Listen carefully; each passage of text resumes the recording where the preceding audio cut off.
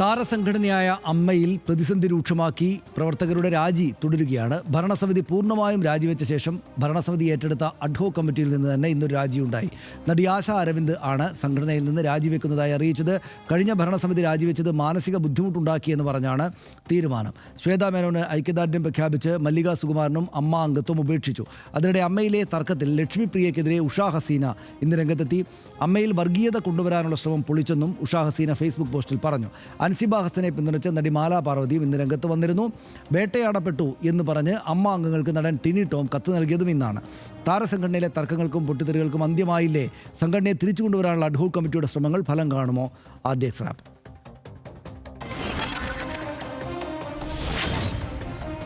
ഭരണസമിതി അംഗങ്ങളുടെ കൂട്ടരാജിക്ക് ശേഷവും താരസംഘടനയിലെ ആരോപണ പ്രത്യാരോപണങ്ങളും കൊഴിഞ്ഞുപോക്കും തുടരുകയാണ്. കൂട്ടരാജിക്ക് ശേഷവും സംഘടനയുടെ ഭരണ ചുമതല ഏറ്റെടുത്ത അഡ്ഹോക് കമ്മിറ്റിയിൽ നിന്ന് തന്നെ ഇന്ന് രാജിയുണ്ടായി. ശ്വേതാ മേനോന് പിന്തുണ അറിയിച്ച നടി മല്ലിക സുകുമാരനും ഇന്ന് രാജിവെച്ചു. കൊഴിഞ്ഞുപോക്ക് തുടരുന്നതിനിടെയും സംഘടനയിലെ ആഭ്യന്തര പ്രശ്നങ്ങൾക്ക് പരിഹാരം കാണാനാണ് രമേശ് പിഷാരടി കൺവീനറായ അഡ്ഹോക് കമ്മിറ്റിയുടെ ശ്രമം. നിലവിൽ പരാതികളെല്ലാം പരിശോധിക്കാനാണ് തീരുമാനം. മുൻ എക്സിക്യൂട്ടീവ് കമ്മിറ്റി അംഗങ്ങൾ സംഘടനയ്ക്ക് നാണക്കേടുണ്ടാക്കിയെന്നായിരുന്നു മുതിർന്ന താരങ്ങളുടെ അടക്കം ആക്ഷേപം. നേതൃത്വത്തിലേക്ക് കുറ്റാരോപിതരായ ആരെയും പരിഗണിക്കേണ്ടതില്ലെന്നാണ് നിലപാട്. 4 മാസങ്ങൾക്ക് ശേഷം ചേർന്ന അമ്മയുടെ അടുത്ത ജനറൽ ബോഡി യോഗത്തിലാണ് പുതിയ എക്സിക്യൂട്ടീവ് അംഗങ്ങളെ തിരഞ്ഞെടുക്കുക. ഇതിനിടെ അനീതിക്കെതിരെ ശബ്ദിച്ചതിനാൽ താൻ ടാർഗറ്റ് ചെയ്യപ്പെടുന്നുവെന്ന ആരോപണങ്ങൾ ഉന്നയിച്ച് നടൻ ടിനി ടോം ഇന്ന് സംഘടനാ അംഗങ്ങൾക്ക് തുറന്ന കത്ത് എഴുതിയിട്ടുണ്ട്. ഭരണസമിതിയിൽ നിന്ന് ആരോടും പറയാതെ ഇറങ്ങിപ്പോകുന്നതിൽ ക്ഷമ ചോദിക്കുന്നുവെന്നും സംഘടനയിൽ താൻ തുടരുമെന്നും ടിനി ടോം വ്യക്തമാക്കി. RDX rap news Malayalam.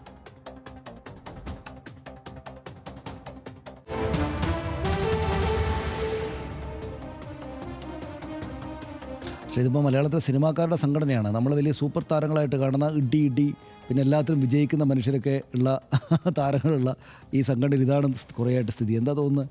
ഇപ്പോൾ ഈ ഭാരവാഹികൾ തമ്മിലുള്ള തർക്കവും ചർച്ചയൊക്കെ കാണുമ്പോൾ ഇവരങ്ങനെ മലയാള സിനിമയിൽ ഏറ്റവും പ്രസക്തരായ കുറച്ച് പേർ തമ്മിലുള്ള തർക്കമല്ലല്ലോ എന്നൊക്കെ നമുക്ക് വേണമെങ്കിൽ തോന്നാം. പക്ഷേ ഈ സംഘടനയിലുള്ളത് ആരൊക്കെയാണ് സനീഷ്? മമ്മൂട്ടി, മോഹൻലാൽ, സുരേഷ് ഗോപി, അങ്ങനെ എല്ലാവരും, പൃഥ്വിരാജ് മുതൽ ആസിഫ് അലി, ഇപ്പോൾ ഇതിൻ്റെ ചുമതലയിലേക്ക് വരണമെന്ന് ആഗ്രഹിക്കുന്ന ആളുകൾ, കുഞ്ചാക്കോ ബോബൻ, അങ്ങനെയൊക്കെയുള്ള ആളുകളെല്ലാം അങ്ങനെ മലയാള സിനിമയിലെ താരങ്ങൾ സമ്പൂർണ്ണമായി ഉള്ള ഒരു വലിയ സംവിധാനം തന്നെയാണ് അമ്മ എന്ന സംഘടന. അത് ഇന്നും ഇന്നലെ തുടങ്ങിയതൊന്നുമല്ല. ഇവിടുത്തെ മഹാരഥന്മാരായ വലിയ നടന്മാരൊക്കെ കൂടി ചേർന്ന് ആരംഭിച്ച് അതിൻ്റെ ഒരു തുടർച്ചയിൽ ഇവിടെ എത്തി നിൽക്കുമ്പോൾ അതിൻ്റെ ഏറ്റവും വഷളായ ഒരു തലത്തിലേക്ക് സംഗതി മാറി എന്നുള്ളതാണ് യാഥാർത്ഥ്യം. അതുകൊണ്ട് ഇത് ഓരോ മലയാളിയെയും സംബന്ധിച്ച് ഏറെ പ്രാധാന്യമുള്ള ഒരു വിഷയം തന്നെയാണ്. പ്രത്യേകിച്ച് ഈ താരങ്ങളെല്ലാം അടങ്ങുന്ന ഈ സംവിധാനം അത് രാഷ്ട്രീയമായി ഉപയോഗിക്കാനുള്ള ശ്രമം അതിനുള്ളിൽ നിന്ന് നടക്കുന്നു എന്നുള്ള ഗുരുതരമായ ആരോപണം അതിനുള്ളിൽ ഉയർന്നിരിക്കുന്നു.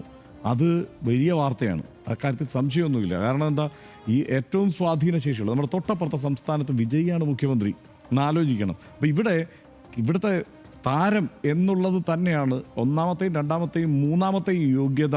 അതുകൊണ്ട് തന്നെയാണ് സുരേഷ് ഗോപി ഇപ്പോൾ തൃശ്ശൂരിൽ നിന്ന് MP ആയി വിജയിച്ചു വന്നിരിക്കുന്നത്. കേരളത്തിലെ രാഷ്ട്രീയത്തിലും ആ നിലയ്ക്ക് താരങ്ങളുടെ ഇടപെടൽ വളരെ പ്രാധാന്യം അർഹിക്കുന്ന ഒരു കാലമാണ്. അത് ഇപ്പോൾ രമേശ് പിഷാരടിയാണ് പുതിയതായിട്ട് അതിൻ്റെ അഡ്ഹോക് കമ്മിറ്റിയുടെ മേധാവിയായി നിശ്ചയിച്ചിരിക്കുന്നത്. ആരാണ്? MLA ആണ്. അവിടെ ഗണേഷ് കുമാറാണ് അതിൽ ഉൾപ്പെട്ടിരിക്കുന്നത്. ഈ നിലയ്ക്ക് രാഷ്ട്രീയവും കൂടി കലർന്ന ഒരു സംവിധാനമായി ഈ താരസംഘടന മാറിയിട്ടുള്ളപ്പോൾ അക്കാര്യത്തിലൊരു സംശയമില്ല, വളരെ പ്രധാനപ്പെട്ട ഒരു സംഗതിയാണ്. അതിന് ആ ഗൗരവമുണ്ട്.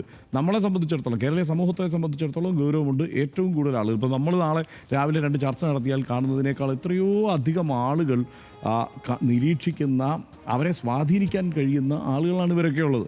അപ്പോൾ ആ നിലയ്ക്ക് തന്നെ ഗൗരവത്തോടെ നമ്മളും ആ വിഷയത്തെ കാണേണ്ടതുണ്ട്. ഇപ്പോൾ നടന്നിരിക്കുന്ന ചർച്ചകൾ, ഇപ്പോൾ സംഭവിക്കുന്നതൊക്കെ ദൗർഭാഗ്യകരമാണ്. ആ സംഘടന വളരെ ഉന്നതമായ മൂല്യങ്ങൾ പേർന്നൊരു സംഘടനയാണെന്നുള്ള അഭിപ്രായമൊന്നും എനിക്കില്ല. കാരണം അതിപ്പോൾ നടി ആക്രമിക്കപ്പെട്ട കേസിലടക്കം അവരുടെ നിലപാട് നമ്മൾ കണ്ടതാണ്.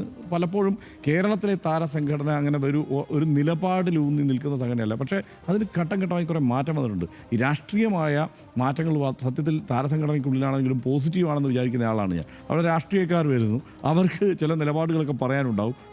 അപ്പം മൂല്യങ്ങൾ പൂർണ്ണമായും ഉപേക്ഷിച്ചുകൊണ്ട് നിലപാട് സ്വീകരിക്കാൻ കഴിയില്ല. ഇപ്പോൾ നടിയെ ആക്രമിച്ച കേസിലടക്കം രാഷ്ട്രീയ നേതൃത്വത്തിന് ഒരു നിലപാട് തന്നെയുള്ളൂ. അവർക്കിങ്ങനെ പെട്ടെന്ന് നിലപാട് മാറ്റാനൊന്നും പറ്റില്ല. ചിലർ ഒളിഞ്ഞും തെളിഞ്ഞുമൊക്കെ സഹായിക്കുന്നവരൊക്കെ ഉണ്ടാവും. പക്ഷേ അവർക്ക് ചുമ്മാ അങ്ങ് നിലപാട് മാറ്റി കളിക്കാനൊന്നും പറ്റില്ല. അപ്പോൾ ഇവരൊക്കെ ആ മൂല്യം, രാഷ്ട്രീയത്തിലെ മൂല്യം, അത് ഈ താരങ്ങളുടെ സംഘടനയിലേക്ക് കൂടി വരുന്നത് നല്ലതേ ചെയ്യുള്ളൂ. പക്ഷേ അപ്പോൾ എന്താ സംഭവിക്കുന്നത്? എന്താണ് ഇവിടെ നമ്മൾ എല്ലാവരും ഏറെ പ്രതീക്ഷയുണ്ട് വനിതാ നേതൃത്വം വന്നു കഴിഞ്ഞാൽ വലിയ മാറ്റമുണ്ടാകും. അങ്ങനെയൊക്കെ ഇവർ പറഞ്ഞ് അവതരിപ്പിച്ചത് എന്തുകൊണ്ടാണ്? WCC വന്ന് വലിയൊരു മുന്നേറ്റം ഉണ്ടായി. WCC കുറേ കാര്യങ്ങളൊക്കെ പറഞ്ഞു. ഈ സംഘടന അമ്മ എന്ന സംഘടനയുടെ കുഴപ്പങ്ങളെക്കുറിച്ച് വിശദമാക്കി അവർ പുറത്തു പോയി. ഇന്നിപ്പോൾ ശ്വേതാ മേനോൻ ഇറങ്ങി പോകുമ്പോൾ എന്താ പറയുന്നത്? ഇതിനു മുമ്പ് ചില സ്ത്രീകൾ പറഞ്ഞതുപോലെയൊക്കെ ആണെന്ന് തോന്നുന്നു. അവരെ ഏറ്റവും കൂടുതൽ വിമർശിച്ചിരുന്നവരാണ്. ഏത് ഈ WCC-ക്കാരെ വിമർശിച്ചിരുന്ന ഒരു സംഘമാണ് ഈ അമ്മയിൽ തുടർന്ന വനിതാ സംഘം. അവരുടെ നേതാവിൻ്റെ വായിൽ നിന്ന് തന്നെ അത് കേൾക്കുമ്പോൾ ഒരു കൗതുകമുണ്ട്. കാരണം മുമ്പ് പോയവർ ഒക്കെ പറഞ്ഞ പോലെ തന്നെയാണ് ഇതിനകത്ത് സ്ത്രീ വിരുദ്ധതയുണ്ട്, അല്ലെങ്കിൽ ഇതിന് അട്ടിമറി നടക്കുന്നു എന്നൊക്കെ ഉള്ളത് അവരുടെ വാക്കുകളിൽ നിന്ന് തന്നെ വരുന്നു എന്നുള്ളത് അതിനകത്തൊരു ശ്രദ്ധേയമായ ഒരു കാര്യമായിട്ട് എനിക്ക് തോന്നിയത്. എന്തായാലും ഇപ്പോൾ ഒരു അഡ്ഹോക് കമ്മിറ്റി വന്നിരിക്കുന്നു പിഷാരടിയുടെയൊക്കെ നേതൃത്വത്തിൽ. ഈ പ്രശ്നങ്ങൾ പരിഹരിച്ച് മുന്നോട്ട് പോകുമെന്ന് കരുതാം. പക്ഷേ അതിലെ ഈ രാഷ്ട്രീയ ചലനങ്ങൾ കൂടി കൗതുകത്തോടെ കേരളീയ സമൂഹം നിരീക്ഷിക്കണം എന്നാണ് പറയാനുള്ളത്. അതുതന്നെയാണ്. ഇത് ഇപ്പം നമ്മുടെ ചില സുഹൃത്തുക്കൾ ഇത് വിഴുപ്പലക്കലാണ്, അതുകൊണ്ട് ഞങ്ങൾ ഇതിനെപ്പറ്റി ഒന്നും മിണ്ടില്ല എന്ന് പറഞ്ഞു. എന്നോട് ചില സുഹൃത്തുക്കളൊക്കെ വിളിച്ച് പറഞ്ഞു, അതായത് ഇതൊരു വിഴുപ്പലക്കലല്ലേ, അതുകൊണ്ട് ഞങ്ങൾ ഈ സിനിമാക്കാരുടെ വിഴുപ്പലക്കലൊക്കെ സംസാരിക്കലാണോ ഞങ്ങളെപ്പോലുള്ള മാന്യരുടെ കാര്യം എന്നുള്ള മട്ടിൽ എനിക്കത് മനസ്സിലായില്ല. ഞാൻ പറഞ്ഞു എൻ്റെ സുഹൃത്തിനോട്, അത് പറഞ്ഞ സുഹൃത്തിനോട് ഞാൻ പറഞ്ഞു, ഒന്ന് ഹർഷം പറഞ്ഞ കാര്യം, അതായത് സിനിമാ താരങ്ങളെന്ന് വെച്ചാൽ സമൂഹത്തെ അത്രമേൽ സ്വാധീനിക്കുന്ന ആളുകളാണ്. അവരുടെ ഒരു വലിയ സംഘടനയാണിത്. കേരളത്തിലെ മലയാള സിനിമയിലെ ഏറ്റവും പ്രധാനപ്പെട്ട താരങ്ങളെല്ലാം ചേർന്നുണ്ടാക്കിയ സംഘടനയാണ്. ആ സംഘടനയുടെ എക്സിസ്റ്റൻസ് എന്ന നിലക്ക് പ്രാധാന്യം അവിടെ നിൽക്കട്ടെ, അതുകുറിച്ച് നിങ്ങൾക്ക് ചർച്ച ചെയ്യാതിരിക്കാൻ പറ്റില്ല. പിന്നെ ഒരു സംഘടനക്കകത്തുള്ള ആളുകൾ അങ്ങോട്ടും ഇങ്ങോട്ടും ഒരു വിഷയത്തിൽ വർത്തമാനം പറയുമ്പോൾ വിഴുപ്പലക്കലാണ് എന്നൊക്കെ പറയുന്നത് തന്നെ തെറ്റാണെന്നുള്ള അഭിപ്രായങ്ങളാണ് ഞാൻ. പിന്നെ അതുമാത്രമാണോ? അതങ്ങോട്ട് മാറ്റി വെച്ചാലും ശരി, എന്നാലും ഞങ്ങൾക്ക് ഇഷ്ടമല്ല ഇത് എന്നതുകൊണ്ട് ഞങ്ങൾ അതിനെപ്പറ്റി ചർച്ച ചെയ്യുന്നില്ല, ഞങ്ങൾ സംസാരിക്കുന്നില്ല എന്ന് പറയുകയാണെങ്കിൽ തന്നെ ഇത് മറ്റൊരു കാര്യം ആലോചിക്കണ്ടേ? എന്താണ് ഇതിൻ്റെ പ്രാഥമികമായിട്ട് ഇതിനകത്ത് നിന്ന് വന്ന ഒരു കാര്യം?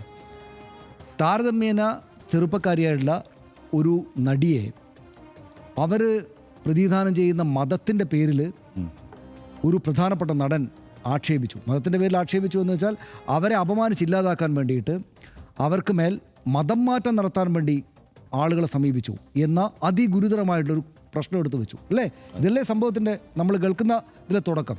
അപ്പോൾ അതെത്രക്ക് ഗൗരവതരമായൊരു വിഷയമാണെന്ന് ആലോചിച്ച് നോക്കൂ. നമ്മുടെ രാജ്യത്ത് ഈ സാഹചര്യത്തിൽ ഈ കാലത്ത് അങ്ങനെ ഒരു ആക്ഷേപം ഒരു പെൺകുട്ടിക്ക് നേരെ ഇങ്ങനെ ഒരു മതപരമായിട്ടുള്ളൊരു സംഗതി ചാർത്തി കൊടുക്കുക, എന്നിട്ട് ആ ആൾ ഇന്നയാളെ മതം മാറ്റാനാണ് ശ്രമിച്ചതെന്ന് പറഞ്ഞു, എന്നിട്ട് ആ ആളും അയാളുടെ പിതാവും വന്നിട്ട് പറഞ്ഞു ഞങ്ങളെ മതം മാറ്റാൻ ശ്രമിച്ചിട്ടില്ല എന്ന്. സൗഹൃദപരമായിട്ടൊരു നോമ്പ് തുറയിലോ മറ്റോ ഉണ്ടായിരുന്നൊരു സംഭവത്തെയാണ് ഇവർ പറഞ്ഞിട്ട് ഇയാളിത് പറഞ്ഞിട്ട് വലിയ കുഴപ്പമാക്കിയത്. ഇത്രയും ഗൗരവതരമായ പ്രശ്നമാണ്. ഇതൊരു വിഴുപ്പലക്കലാണോ അഷ്ട? ഇതൊരു ഗൗരവതരമായിട്ടുള്ള രാഷ്ട്രീയ സാമൂഹ്യ മാനങ്ങളുള്ളൊരു പ്രശ്നമാണ്. പൊതുസമൂഹം അപ്പാടെ തന്നെയും ഇടപെട്ടിട്ട് ഇതിനു മുകളിൽ ആവർത്തിച്ച് നമ്മളെപ്പോലുള്ള ആൾ വാർത്തകൾ നൽകി ചർച്ചകൾ നടത്തിയിട്ട് ഇതിനെ സംബന്ധിച്ചുള്ള ക്ലാരിറ്റി ഉണ്ടാക്കി ഇനി ഇത് ആവർത്തിക്കരുത് കേട്ടോ എന്താ സൂചന കൊടുക്കേണ്ടുന്ന അതിഗൗരവ പ്രശ്നമാണ് ഇത്. പക്ഷേ ഇതേക്കുറിച്ച് വിഴുപ്പലക്കലാണ്, ഞങ്ങൾ സംസാരിക്കേണ്ടതില്ല എന്ന തെറ്റായ തീരുമാനമെടുത്ത നമ്മുടെ സുഹൃത്തുക്കളെ പോലെ തന്നെ ഈ സംഘടനയുടെ ഭാരവാഹികളും വിചാരിച്ചു. ഇതിനെ തമസ്കരിച്ച് കളയാൻ വേണ്ട, ഗൗരവത്തിലെടുക്കേണ്ടതില്ല. ഇന്ന് കണ്ടു ഈ സംഘടനയുടെ ഭാരവാഹികൾ ഇതിനെ ഗൗരവത്തിലെടുക്കേണ്ടതില്ല എന്ന് ശ്വേതാ മേനോനും കുക്കു പരമേശ്വരനും കണ്ടു. നോക്കൂ, നിങ്ങളുടെ സംഘടനയ്ക്കകത്തൊരു പ്രശ്നം ഉണ്ടായിക്കഴിഞ്ഞാൽ അത് ഇത്രയ്ക്ക് ഗൗരവതരമായിട്ടുള്ള ഇംപ്ലിക്കേഷൻസ് ഉണ്ടാകുന്ന തുടർ ചലനങ്ങൾ കൂടെ ഉണ്ടായേക്കാവുന്ന ഒരു വലിയ പ്രശ്നമാണെങ്കിൽ അതിനകത്ത് ഉടനടി ഇടപെട്ടിട്ട് ആ പ്രശ്നത്തെ അമിക്കബിളായിട്ട് സൊല്യൂഷൻ ഉണ്ടാക്കുന്ന ഡ്യൂട്ടിയാണ് ഏത് സംഘടനയിലും ആളുകൾക്കുള്ളത്. അതും ഇതേതാണ് സംഘടന? പക്ഷേ ഇതേതാണ് സംഘടന? ഇൻഡസെൻ്റ് എന്ന് പറയുന്ന CPM-ൻ്റെ MP ആയിരുന്നു ഒരു കാലത്ത് ഇതിൻ്റെ പ്രസിഡന്റ്. ഇപ്പോൾ BJP, രാജ്യം ഭരിക്കുന്ന BJP എന്ന രാഷ്ട്രീയ പാർട്ടിയുടെ ഒരു MP ആയിട്ടുള്ള സുരേഷ് ഗോപി അതിനകത്തുണ്ട്. പല രാഷ്ട്രീയ പാർട്ടികളിൽപ്പെട്ട ആളുകൾ ഇതിനകത്തുണ്ട്. പല വിശ്വാസങ്ങളിൽപ്പെട്ട മനുഷ്യർ അതിനകത്തുണ്ട്, ഇല്ലേ? അപ്പോൾ ഇതിനകത്ത് എന്താണ് നമ്മൾ കണ്ടിരുന്നത്? ഇപ്പോൾ ഇന്നസെൻറ്റിൻ്റെയും മോഹൻലാലിൻ്റെയൊക്കെ കാലത്ത് നമ്മൾ കണ്ടിരുന്നത് എന്തായിരുന്നു? ഇതൊരു വലിയ ഗ്രൂപ്പായിട്ട്, ഒരു ടീമായിട്ട് ഇങ്ങനെ വളരെ സന്തോഷകരമായ ഒരു കാര്യമായിട്ട് മുന്നോട്ട് പോയിരുന്നു. ശരിയാണ്, നമുക്ക് അതിനകത്ത് ഈ പറയുന്ന നമ്മുടെ നടിയാക്രമിക്കപ്പെട്ട സംഭവവുമായി ബന്ധപ്പെട്ടൊരു ഇടയിളക്കങ്ങളുണ്ടായി, പ്രശ്നമുണ്ടായി. ഇവരുടെ പാട്രിയാർക്കൽ ആലോചനകളൊക്കെ കൊണ്ട് അതിൻ്റെ അകത്ത് വേണ്ട ശരിയായ രീതിയിലുള്ള നിലപാടെടുക്കാൻ അവർക്ക് സാധിച്ചില്ല. ആ പ്രശ്നങ്ങൾ അവിടെ നിൽക്കെ തന്നെ ആ പ്രശ്നങ്ങൾ നമ്മൾ സെപ്പറേറ്റ് ആയിട്ട് മാറ്റി വെച്ച് നോക്കുകയാണെങ്കിൽ ഇത് പരസ്പരം നല്ല സൗഹൃദത്തിലും സ്നേഹത്തിലും പോകുന്ന ആളുകളുടെ ഒരു കൂട്ടം എന്നല്ലേ നമ്മൾ കണ്ടുകൊണ്ടിരുന്നത്. ചിരിക്കുന്ന മുഖങ്ങളാണ് നമ്മൾ കണ്ടുകൊണ്ടിരുന്നത്, അല്ലേ? നല്ല ഡ്രസ്സ് ഇട്ടിട്ട് വന്നിരിക്കുന്ന കുറച്ച് ക്ഷീണമൊക്കെ ശാരീരികമായിട്ട്, ഇപ്പം യൂട്യൂബ് ചാനലുകൾ കാണാം, ശാരീരികമായിട്ട് ക്ഷീണമുള്ള വാർദ്ധക്യത്തിൻ്റെ അവശതകളുള്ള മനുഷ്യരെ അടക്കം അവർ നല്ല കസേരയിൽ പിടിച്ചിരുത്തിയിട്ട് കൊണ്ടുപോകുന്ന സംവിധാനമായിരുന്നില്ല ആ കാലത്ത്. നോക്കൂ, അതിനകത്ത് CPM-കാരുണ്ടായിരുന്നു, CPI-കാരുണ്ടായിരുന്നു, കോൺഗ്രസ്സുകാരുണ്ടായിരുന്നു, ലീഗുകാരുണ്ടായിരുന്നു, BJP-കാരുണ്ടായിരുന്നു. ഏതേതൊക്കെയോ രാഷ്ട്രീയ പാർട്ടികൾക്ക് വേണ്ടിയിട്ട് വോട്ട് ചെയ്യുകയും ഒരുപക്ഷെ അവരവരുടെ സർക്കിളുകളിൽ രാഷ്ട്രീയ പാർട്ടികൾക്ക് വേണ്ടി ബാധിക്കുകയും ചെയ്യുന്ന മനുഷ്യർ, അല്ലേ? അതിൽ തന്നെ ഹിന്ദു ഉണ്ട്, മുസ്ലിമുണ്ട്, ക്രിസ്ത്യാനിയുണ്ട്. വിശ്വാസിയായിട്ടുള്ള ഹിന്ദു ഉണ്ട്, വിശ്വാസിയായിട്ടുള്ള മുസ്ലിമുണ്ട്, വിശ്വാസിയായിട്ടുള്ള ക്രിസ്ത്യാനിയുണ്ട്, വിശ്വാസമില്ലാത്ത ഈ മതവിശ്വാസത്തിൽപ്പെട്ട മനുഷ്യർ എല്ലാവരും ചേർന്നൊരു സംവിധാനം എന്ന് വെച്ചാൽ മലയാള സിനിമ അല്ലെങ്കിൽ ഏതെങ്കിലും രാജ്യത്തെ സിനിമ എന്ന നിലക്ക് എല്ലാ തരം മനുഷ്യരും ചേർന്നാലാണല്ലോ സിനിമ ഉണ്ടാവുക.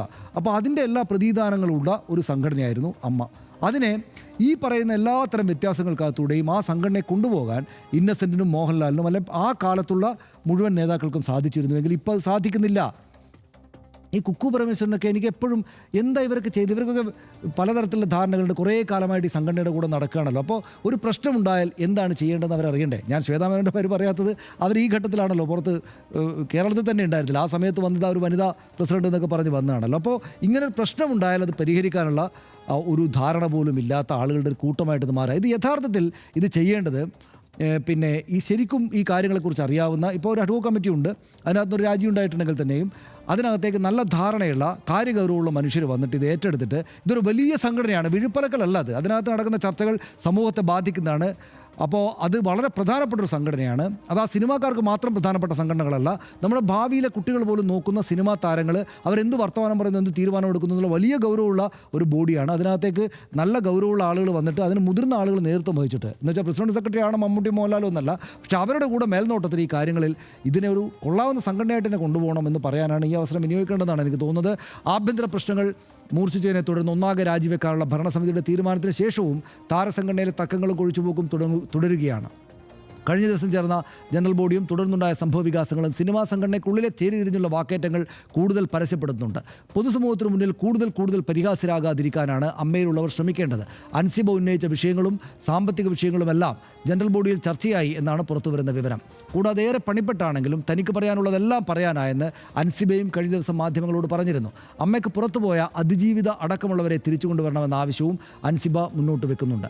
മറ്റുള്ളവരും പല വിധത്തിലുള്ള പ്രതികരണങ്ങൾ നടത്തുന്നുമുണ്ട്. എന്തായാലും വർഗീയ ആരോപണങ്ങളും തമ്മിൽ തല്ലും അമ്മ പോലൊരു കൂട്ടായ്മയ്ക്കും സിനിമ പോലൊരു മേഖലയ്ക്കും ചേർന്ന കാര്യമല്ല എന്ന് ഓർമ്മിപ്പിച്ചുകൊണ്ട് ഇന്നത്തെ ആർട്ട് ഡെസ്ക് പൂർണ്ണമാവുകയാണ്. Good night.